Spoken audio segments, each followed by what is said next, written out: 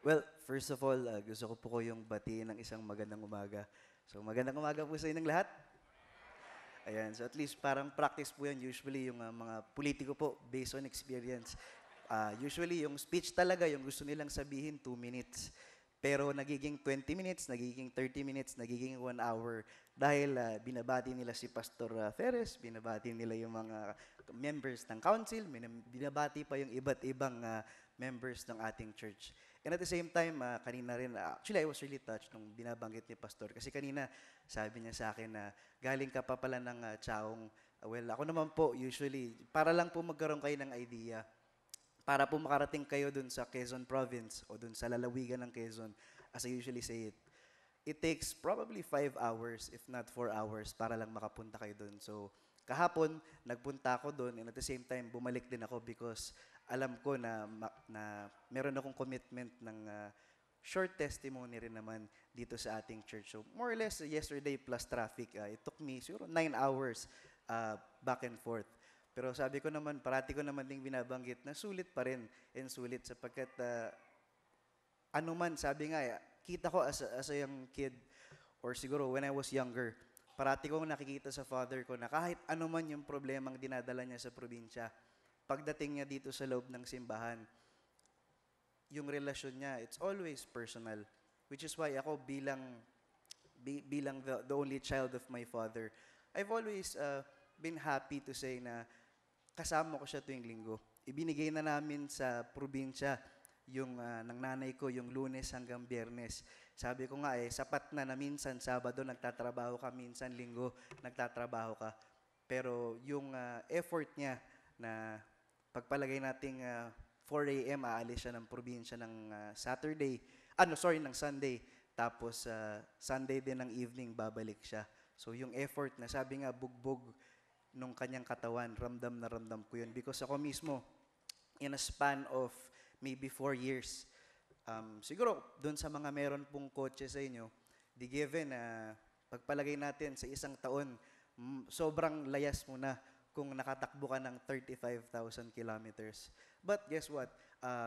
In a span of maybe, for every 8 or 9 months, tumatakbo yung kotse ko ng 110,000 kilometers. So sabi ko nga, yung biniling kotse, parating natatapos yung warranty kesa yung panahon nung kailangan ko siya. For example, the battery died down uh, way before 40,000 kilometers kasi nga talagang bugbog. It's either yung nakalagay dun sa mga binebenta, 'di ba, ng mga cars para sabihin nila, lifetime ganito po, ganyan ganyan. Sure ka ba? Kasi pagka ako gumamit yan, baka marami akong maklaim sa insurance because talagang bugbog. And at the same time, yung effort na lang na just to be here. Sabi ko nga, when people ask me, bakit dito ka nagsisimba? Well, it's simple. Kasi isa ito sa mga mga bagay na nagpalaki or isa sa mga grupo ng tao na tumulong mabuo yung pagkatao ko. And with this in mind, sabi nga nila, Politics 101, greet everyone and always smile. Tell everyone what they want to hear and promise the moon and all the stars in the sky. But honestly, I wasn't raised by my parents to become a traditional politician. Sabi ko nga minsan, pwedeng siguro sa dami rin ang iniisip ko, sometimes hindi ako direktang nakatingin, but technically, yung spirit ko and yung pagkaunawa ko nandun, which is why pagka binabalikan ko na saying na I wasn't raised as a traditional politician, I remember yung message ni Pastor Dean maybe 8 or 7 years ago. I was in college and sinabi niya sa akin na si Sam, pwede niya namang piliin na maging ganito. Pwede niya namang maging ganito. Sabi ko nga, thankful enough na hindi niyo naman ako nakita sa hashtag Rich Kids of Instagram. Hindi niyo naman ako nakita na Vice Governor Sam Nantes o kaya anak ng gobernador nanutok ng baril. Di naman kaya. Sabi nga, I could have chosen an easier way or siguro the cooler way to live life. But siguro, that's not how I was raised by my parents. Which is why, sabi ko nga, one of the hardest things to do is to speak in front of your church family on a Sunday. Kahit gaano karaming times mo na nakapagsalita sa harap ng ilang daan o libong tao, iba pa rin yung masasabi mo sa bawat panahon. Siguro, when I look at things, this is probably my fifth or sixth time na tumayo sa inyong harap. Probably the first time was way back when I was part of Children's Church. Naalala ko, pinakanta kami, which is why maybe after a couple of weeks, kanta ako ng kanta sa school and eventually, kinagat ako sa mukha ng kaklase ko. And doon ko na-realize na hindi pala maganda yung boses ko. And syempre, secondly, syempre, tapos na ako sa Children's Church. Umakit naman ako sa SKC. And ito yung time na bata ka pa lang, maybe grade 2, grade 3, nakikilala mo yung iba't ibang mga youth ng simbahan. And siguro, yun yung second time, pinag-perform naman kami, pinagsayaw naman kami nung Mother's Day, I could recall. Tapos kami nung nasa likod, dahil kami yung mga lalaki, we were joking na parang hymn yun, parang na na na na na na na na na something na ganun. So yung mga babae yung kumakanta, kami sumasayaw kasi ang sinasayaw namin sa ungguyan ni nanay. But kidding aside, sabi nga, after a couple of years, nag-progress, naging part ako ng Trendster, mainly because siguro na-recruit ako ng iba sa mga kasama ko. And dumating dito, siguro ito yung, sabi nga, lahat naman ho kayo, dun sa mga senior, di syempre, matagal na panahon po na ninyong naranasan to. Pero syempre, kami naman pong mas bata-bata dito sa simbahan na to. Siguro, ito yung start na sinusubukan mong malaman kung ano yung gusto mong mangyari, kung ano yung mga pangarap mo sa buhay mo.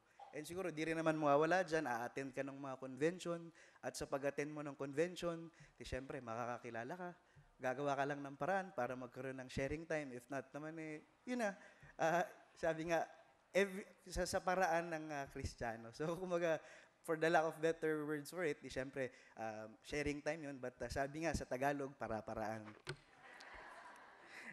And siguro, that was my third time dun sa Trendsters nung niyaya ko kayo na meron kaming mga pakulo dahil anniversary namin. And siguro, yung fourth time was nung member na ako ng YCON.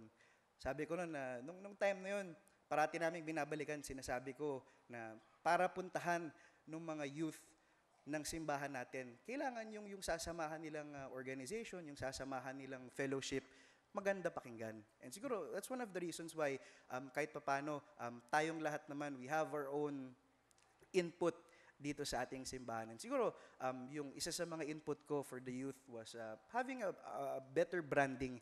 Sabi nga part naman din yun, if you want to be liked, you have to market yourself perfectly.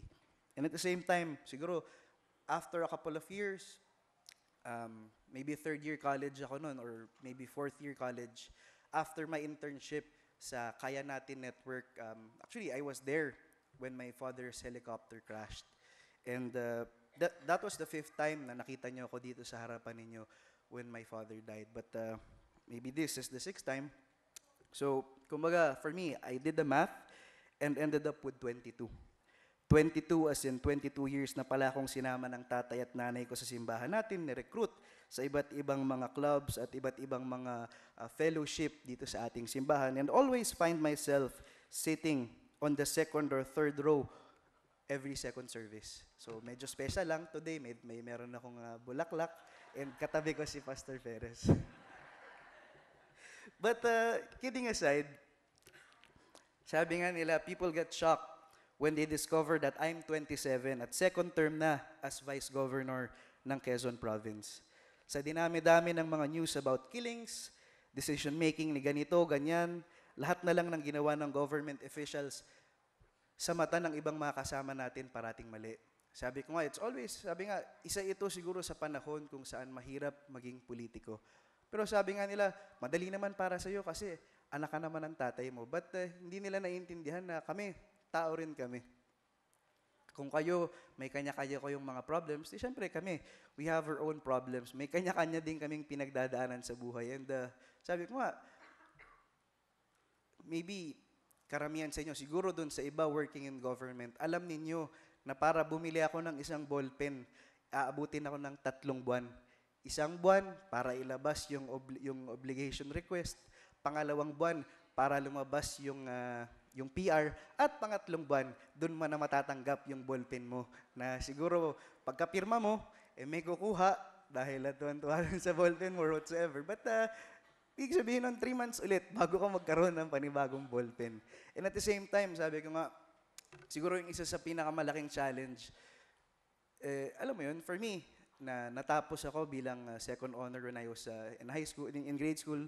Naging first honor ako ng high school. Naging consistent dean's lister ako when I was in Ateneo nung I studied political science.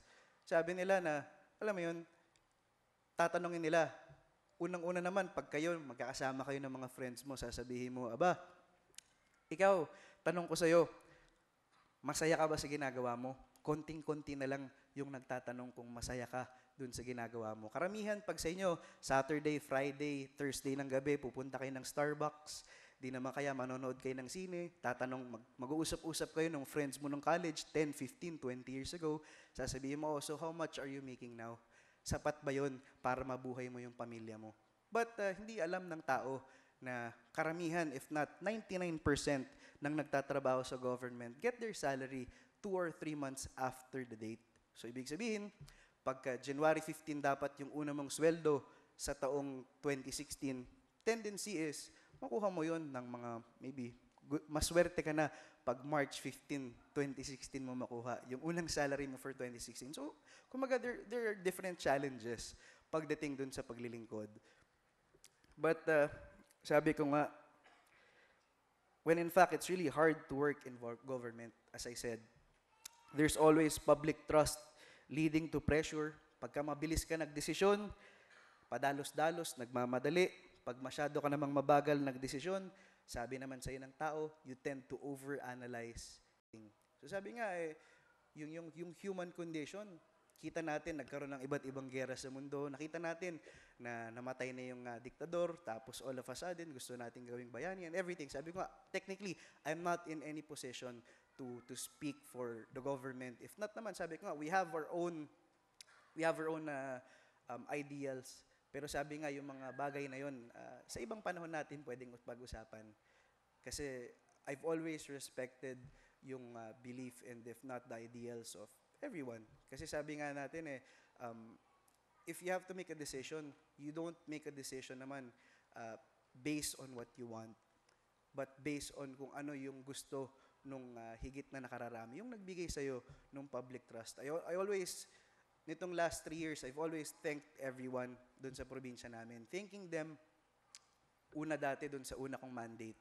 And syempre dun sa pangalawang mandate, it's like, sabi nga nila, it's like a renewal of trust na tayo sa simbahan. We go every Sunday. Why? Because, sabi nga, iba't iba naman yung concerns na dinadala natin sa Panginoon. Iba't iba yung pagkakataon na nagdadala sa atin sa pagkakataon. May iba nagdadasal pagka kailangan na lang nila si Lord. May iba naman na nagdadasal because naniniwala at patuloy silang naniniwala sa Diyos kahit hindi ibinibigay yung mga pinagdarasal natin. Sabi nga nila, alam ng lahat ng malalapit sa akin, I never dreamed of being vice governor at the age of 23. I was 21 when my father died. Kinausap ako ng mga malalaking tao at sabi nila, you should continue your dad's work. Marami pa siyang pinangarap para sa Quezon. Maybe after 2 months, pagkatapos ko mag-file, nandun na yung mga tanong nila dun sa planning. Di ka nagsabi, 23 years old ka. Bakit di mo sinabi? Hindi mo ba alam na maraming ibabato sa yung issue? Handa ka na ba sa ganito, sa ganyan? Gusto ko sabihin, sinabi niyo sa akin, i-continue ko yung gustong gawin ng tatay ko, tapos tatanungin niyo ako, 23 ako, bakit di mo sinabi? So kumbaga, for me, sabi ko nga, it's part of the human condition na yung tendency natin parati sa to react. Sabi nga ang dami kong mga close friends na nung hindi pa ako nananalo, sabi nila sa akin, bakit vice governor kagad yung lalabanan mo? Magkonsihal ka, mag-mayor ka muna. Nung nanalo ko, sabi ko sa'yo mananalo ka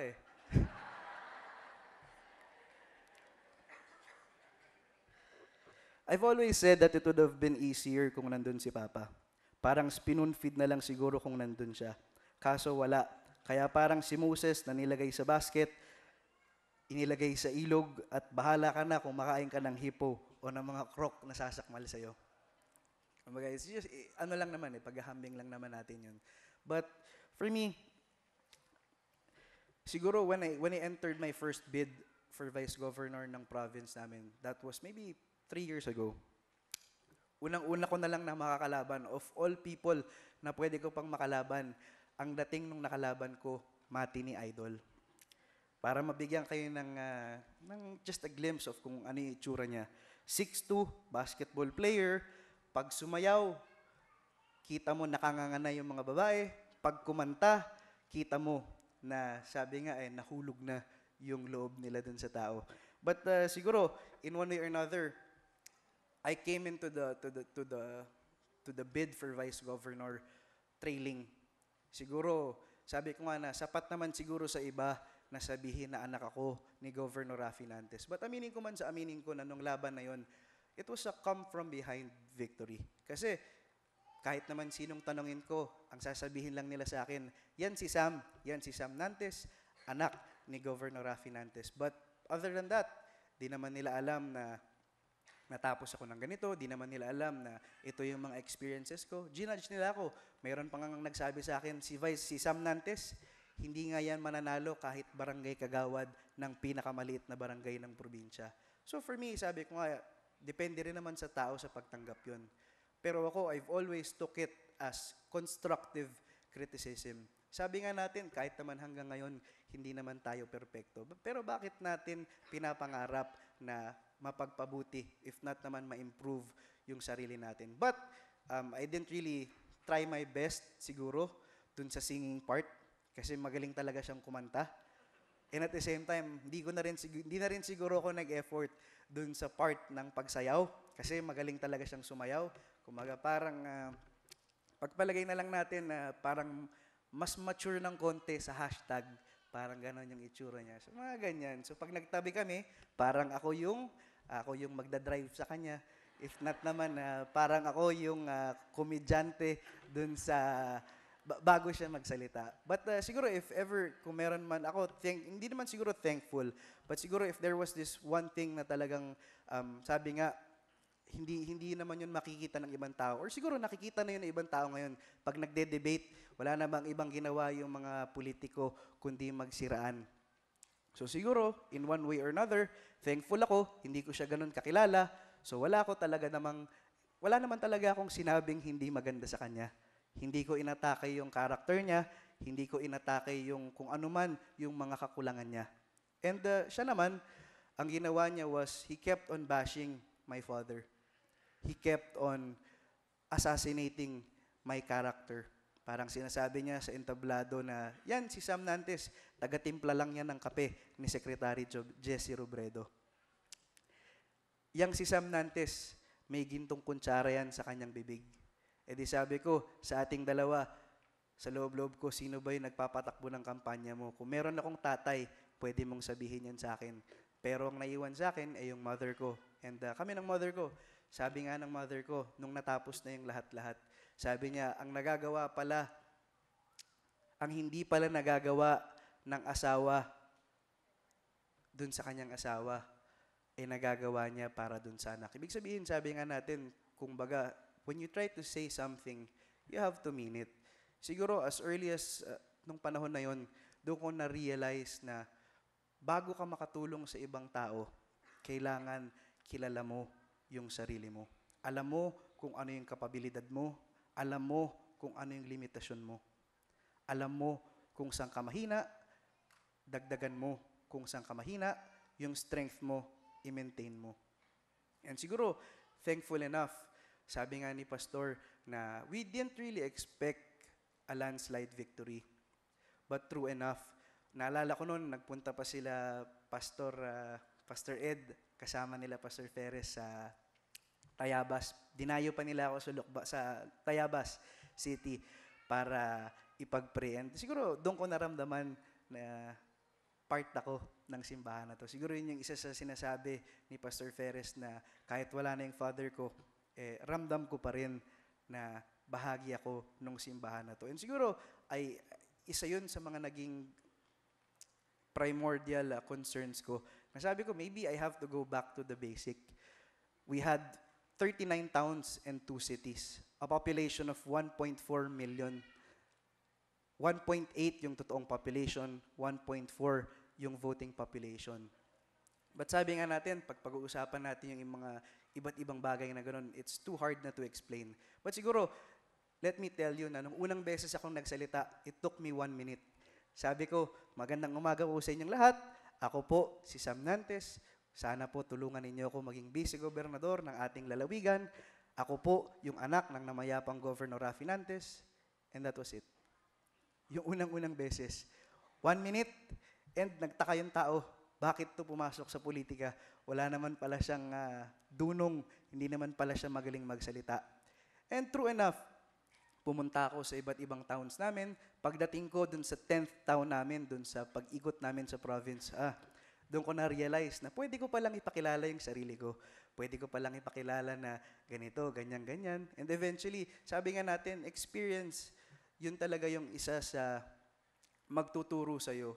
Pero sabi nga nila, when they asked me, after winning with 84,000 votes, yun po yung nilamang ko dun sa medyo matini idol na nakalabang ko. Nung lumamang ako ng 84,000 votes, ang daming mga traditional politician nagsascratch ng ulo nila.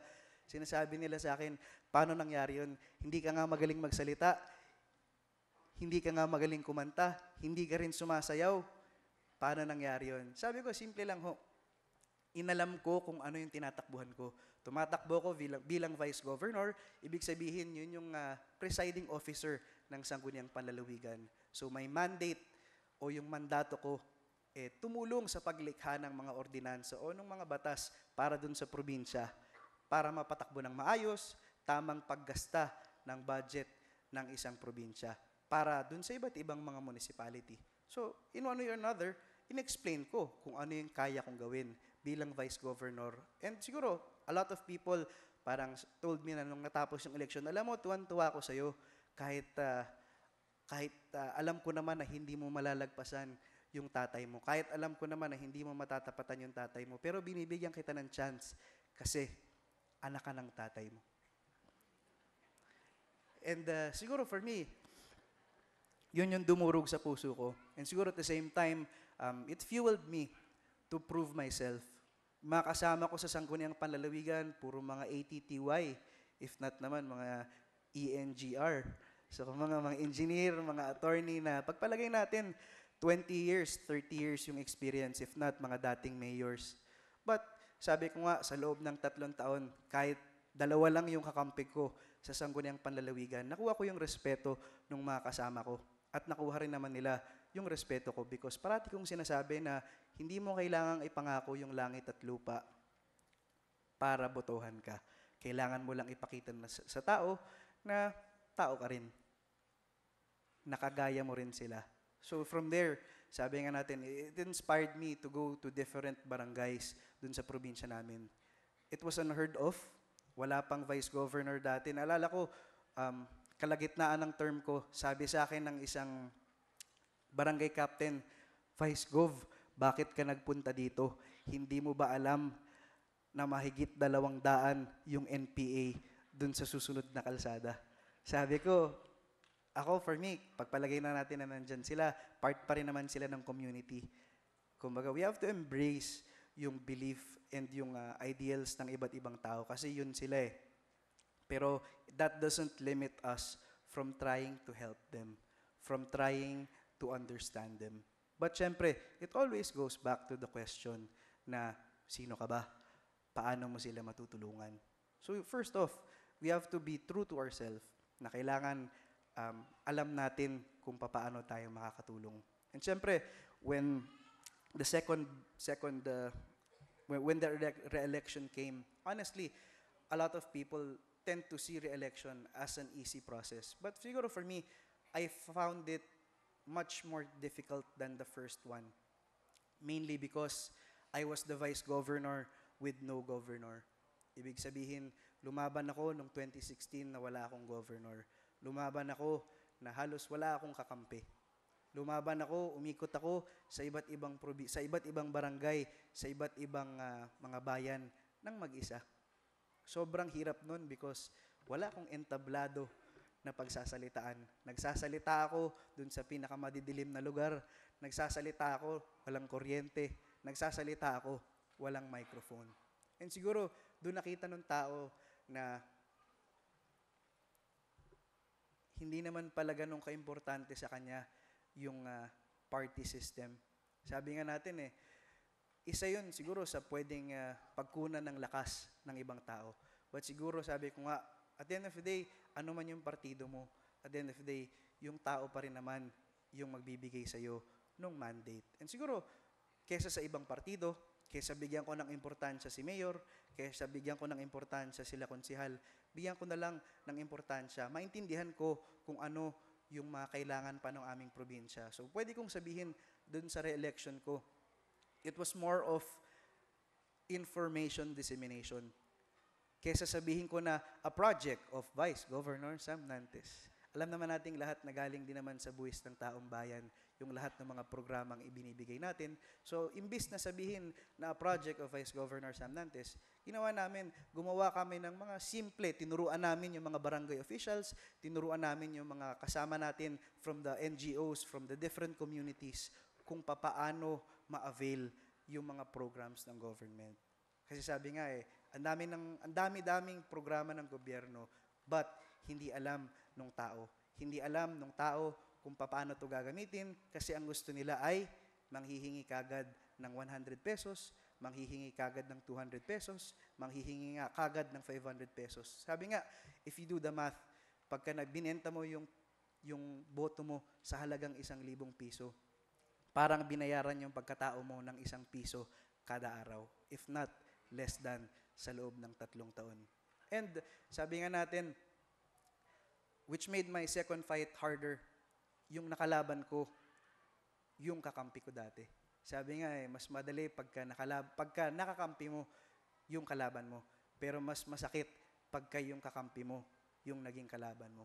So in one way or another, yung dati kong nakatandem, pinangarap naman niya na maging vice governor ng probinsya namin. And at the same time, sila yung nagkampi nung incumbent governor. So technically, I was left alone.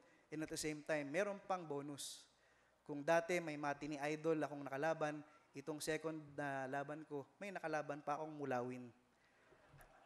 Mulawin kasi dati, I'm sure you've tried to watch Gary Estrada. So in one way or another, sabi nga nila, nung umikot yun, nauna kasi siyang umikot. Umikot siya sa probinsya namin. And lahat ng mga tao, dinudumog yung mga punta niya dun sa barangay. Sabi nga, tinawag siya sa probinsya namin na yung lalaking hindi na kailangang manligaw.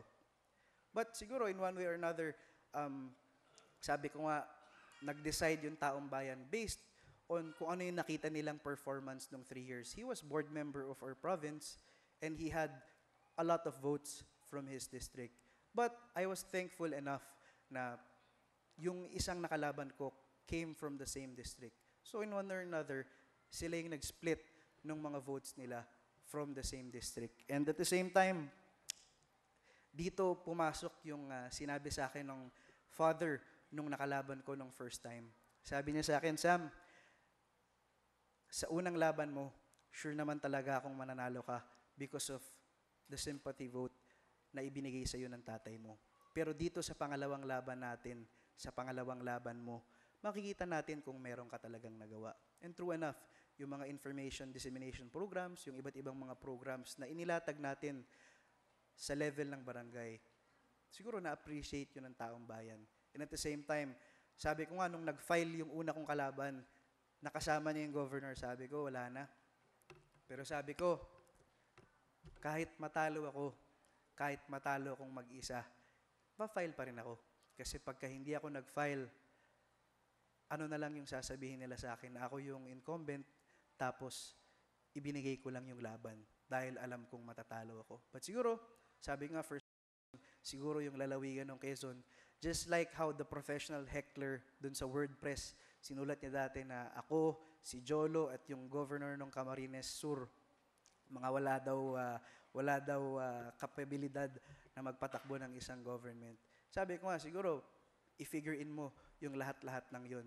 Plus, i-figure in mo lahat ng negativity na i-feed sa iyo ng tao. Sabi ko dun sa mga kasama ko, Kuya, manalo lang tayo ng 15,000 votes o 12,000 votes. Masayang-masaya na ako. Sabi nga ng mga kasama ko, Kuya, ang taas mo namang mga rap. Kami nga, 4 lang. Manalo tayo ng 4, happy na kami. Kasi talagang, when they filed, talagang kita mo, para kaming binagsakan ng langit at lupa nung araw na yun. Kasi sabi nga, parang it was like everyone against us. But, sabi nga nila, for some reason, yung province namin, masaya dun sa mga underdog. So, to cut the long story short, yung binabanggit ni Pastor Ferres na tsunami na victory, out of 1.4, 1.6 million voters, they gave me a lead of 320,000 sa pinakamalapit kong katunggali.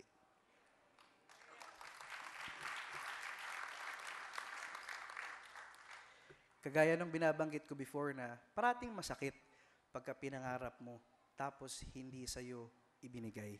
Pero at the same time, we have to be thankful din naman dun sa lahat ng blessings na natanggap natin. Lahat naman nung victory ko sa election was unexpected. Lahat naman nung nangyari sa akin, sabi nga probably konting-konting porsyento lang nun yung talagang inner natin. Kagaya nating lahat, 'di ba? We're all invited by God to His kingdom. Pero sabi nga, kailangan din naman mag-effort tayo if you want to be part of His family. And at the same time, I've always said kanina that faith is personal, but it has to thrive in a community for it to develop. Ibig sabihin natin, sa madaling salita, we have a lot of questions in life. Bakit maaga akong namatayan ng tatay? Bakit ganito? Bakit ganyan? Lahat na lang, sabi nga natin, lahat na lang ng mga sakuna sa buhay natin.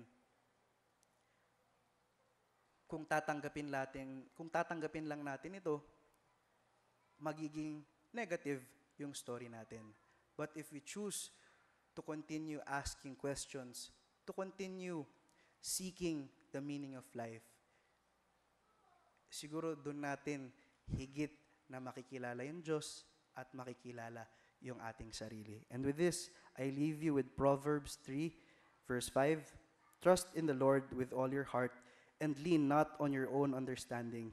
In all your ways, acknowledge Him, and He will lead your path straight. Thank you. What a wonderful testimony for the glory of God. Amen. I'd like to ask the pastors to come and the members of the council.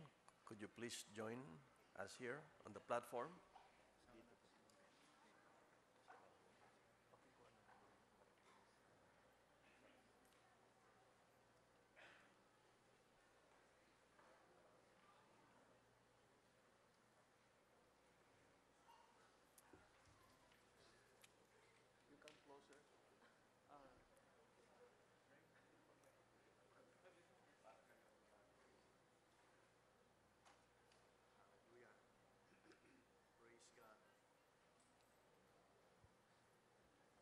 Amen.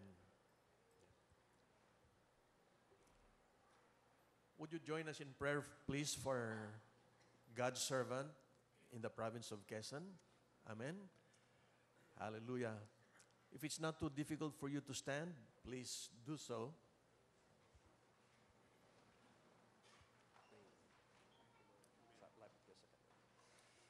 And in extending your hands towards this direction, you're saying, Sam, we're part of your ministry as one of the government officials of Quezon Province. Father, in the name of Jesus, we come to you, rejoicing over this victorious testimony of your son, Sam Nantes. Salamat po, Panginoon, sa kanyang patutuo. Hindi lamang verbally, nakita po namin sa buhay niya, Panginoon, ang bahagi ng patutuong yan. And today, as leaders and officers of this church family, at kasama po ang mga kasapi naming mga members of this church family, we direct our prayers towards Him, Panginoon. Yes, Lord. Hallelujah.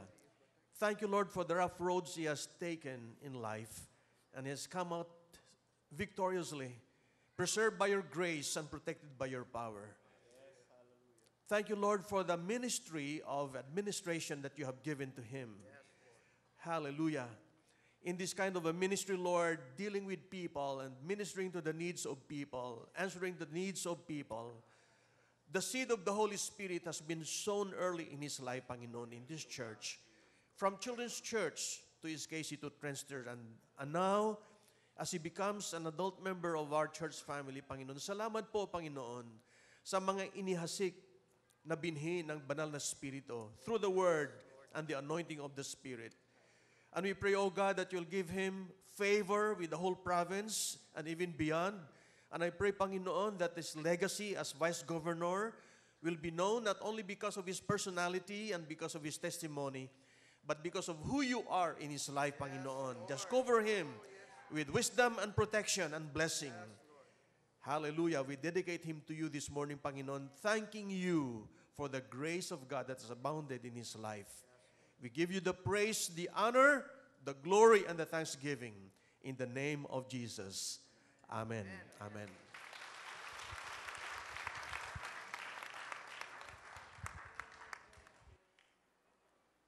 Thank you. You may be seated. Pastors and church council, please remain here on the platform with me.